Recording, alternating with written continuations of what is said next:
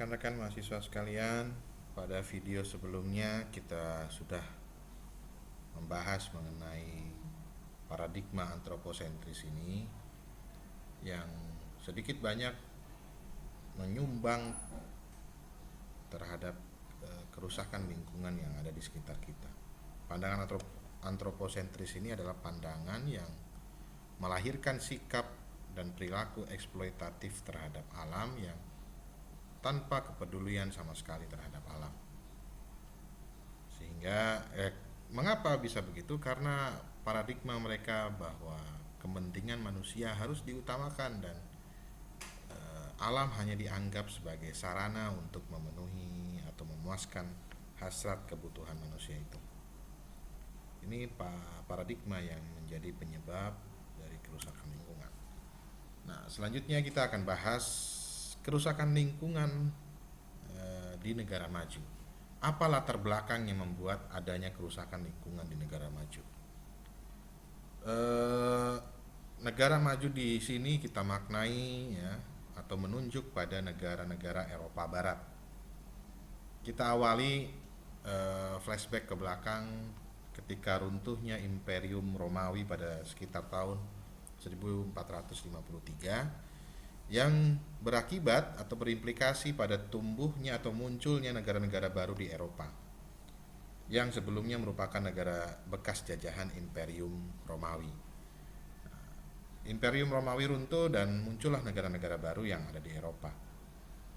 Dan pada saat itu sistem perekonomian yang berlaku di negara tersebut, yang ada di masyarakat negara tersebut, itu adalah sistem ekonomi yang berskala kecil.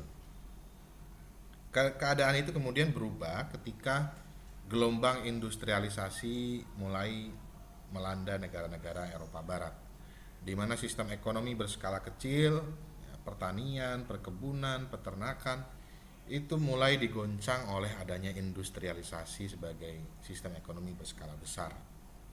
Ya. Untuk memenuhi kepentingan itu, industrialisasi, maka dilakukanlah eksploitasi sumber daya alam yang dilakukan demi berjalannya industrialisasi. Ketika sumber daya alam sudah habis, sudah dieksploitasi, habis, atau bahkan kurang, maka dicarilah tempat sumber daya yang lain, dicarilah sumber daya alam yang lain di tempat lain. Mereka melintasi samudra sehingga dari situlah muncul sejarah imperialisme dan kolonialisme bangsa-bangsa barat. Bangsa-bangsa barat mulai menjajah negara-negara lain untuk diambil sumber daya alamnya. Bagaimana kita ingat dulu Indonesia dijajah oleh Belanda, misi Belanda datang ke Indonesia itu kan 3G, ya, glory, gospel, dan gold. Nah, salah satunya gold, emas, harta. Harta di sini dimaksud kekayaan alam yang ada di Indonesia, dikeruk habis oleh Belanda untuk kepentingan mereka, untuk kepentingan industrialisasi mereka. Jadi negara Eropa Barat, negara-negara maju memiliki andil dalam proses terjadinya degradasi lingkungan hidup di wilayah-wilayah seperti di Asia, Amerika Selatan maupun di Afrika. Jadi bukan hanya lingkungan mereka yang rusak, tetapi mereka punya andil merusak lingkungan hidup di negara lain. Era imperialisme dan kapitalisme negara Eropa Barat berlangsung pada abad ke-18 dan ke-19.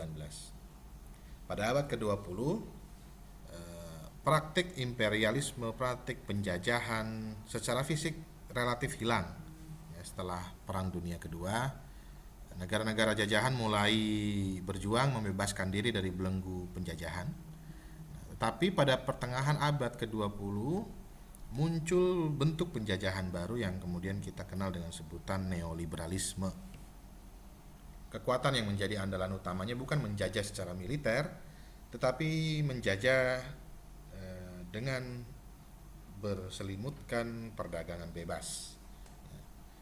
Daya saing menjadi senjata utamanya. Negara-negara yang dulu terjajah tentunya memiliki daya saing yang cenderung lemah dibandingkan negara-negara Eropa Barat yang sudah maju terlebih dahulu melalui industrialisasi, melalui masa industrialisasinya. Nah, muncullah era perdagangan bebas di mana secara ekonomi negara-negara berkembang ini begitu bergantung kepada negara-negara maju. Nah, itulah bentuk penjajahan yang baru pada masa pertengahan abad ke-20. Negara itu jadi kerusakan lingkungan yang yang terjadi di negara maju adalah kerusakan lingkungan karena arus industrialisasi pada saat itu. Ya, semangat industrialisasi. Bahkan kerusakan yang ditimbulkan bukan hanya di wilayahnya saja, tetapi juga di wilayah lain ketika negara-negara Eropa Barat ini berusaha mencari sumber daya alam yang lain di wilayah yang lain seperti Asia, Amerika, dan Afrika. Lalu bagaimana dengan kerusakan lingkungan yang ada di negara berkembang? Ada sedikit perbedaan ya, dengan kerusakan lingkungan di negara maju. Kita awali dengan pemaknaan terhadap negara berkembang di sini itu negara yang seperti apa. Negara berkembang di sini menunjuk pada negara yang tumbuh sebagai negara baru yang lahir setelah 1945, sebagai negara yang pada umumnya baru terlepas dari penjajahan negara-negara Eropa Barat. Salah satunya adalah Indonesia, di mana kita merdeka pada tanggal 17 Agustus 1945. Jadi kita termasuk negara yang berkembang. Negara berkembang memiliki semangat untuk melepaskan diri dari pengaruh asing dan mereka ingin mereka memiliki keinginan untuk bisa menjadi negara yang lebih baik, bisa memberikan kesejahteraan bagi bangsanya, bisa melakukan pertumbuhan ekonomi, pertumbuhan fisik negaranya, sehingga dilakukanlah proses-proses percepatan pembangunan. Nah, untuk itu negara berkembang mengajukan pinjaman ke lembaga-lembaga keuangan internasional karena memiliki keuangan yang terbatas tetapi punya hasrat yang tinggi untuk melakukan pembangunan. Mereka meminjam uang, pinjaman ke lembaga-lembaga keuangan internasional, dan untuk mengembalikan pinjaman itu dilakukanlah eksploitasi sumber daya alam yang dijual atau dibuat produk yang kemudian dijual untuk kepentingan kemajuan pembangunan. Jadi latar belakangnya itu. Yang lain, kerusakan lingkungan di negara berkembang latar belakangnya adalah tingginya jumlah penduduk. Pertumbuhan penduduk yang sangat pesat memunculkan permasalahan banyak hal. Permasalahan pendidikan, kesempatan kerja, serta pemukiman. Jumlah penduduk yang tinggi pasti akan menyebabkan distribusi kesejahteraan semakin berkurang. Ibaratnya ada satu roti kemudian dibagi dengan kepada dua orang. Ya, tentu bagiannya akan lebih banyak bila dibanding satu roti dibagi 10 orang, pasti bagiannya akan lebih sedikit. Kira-kira begitu. Karena jumlah penduduk yang tinggi menyebabkan distribusi kesejahteraan semakin berkurang. Ilustrasinya tadi, analoginya seperti itu. Satu roti dibagi 2 orang tentu akan berbeda dengan satu roti dibagi 10 orang. Bagiannya akan lebih kecil ya, ketika dibagi kepada 10 orang. Akibatnya berbagai kebutuhan akan sulit dipenuhi, termasuk kebutuhan pendidikan. Penduduk didera kemiskinan, di sisi lain mereka membutuhkan pemukiman. Akibatnya mereka bermukim di wilayah-wilayah yang seharusnya tidak diperuntukkan untuk pemukiman. Misalnya mereka bangun rumah semi permanen di pinggir sungai, yang hari ini bisa kita lihat itu adalah salah satu penyebab dari munculnya banjir yang terus-menerus melanda negara kita. Persoalan lingkungan hidup di negara berkembang menjadi semakin berat ketika terjadi kolaborasi busuk antara pemerintah dengan pengusaha yang merugikan masyarakat. Kolaborasi ini terkemas dalam kebijakan maupun peraturan perundang-undangan. Contoh adalah rencana pembangunan industri besar di suatu daerah yang sebenarnya hasil kolusi antara kepentingan penguasa, pemerintah daerah setempat, dan kepentingan investor. Tidak memperhatikan aspek keberlanjutan lingkungan hidup.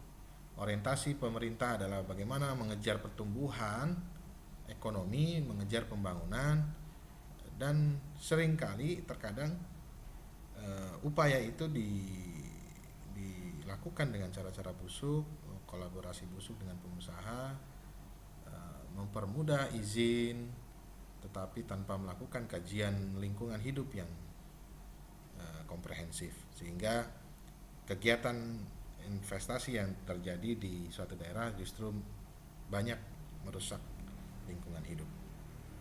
Ironisnya ketika ada masyarakat setempat melakukan perlawanan, mereka justru ditindas dengan mengatasnamakan kepentingan negara dan peraturan hukum. Mereka dikriminalisasi. Banyak orang yang ditangkap.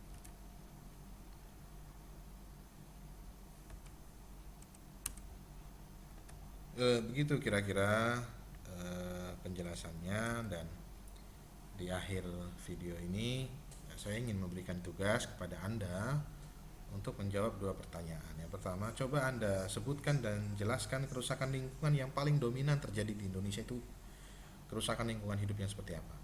Yang kedua, Indonesia saat ini memasuki era otonomi daerah. Selain berdampak positif, ternyata otonomi daerah juga memiliki dampak negatif, khususnya kerusakan lingkungan. Nah, berikan pendapat Anda, mengapa hal itu bisa terjadi? Mengapa otonomi daerah justru memicu kerusakan lingkungan hidup yang lebih parah?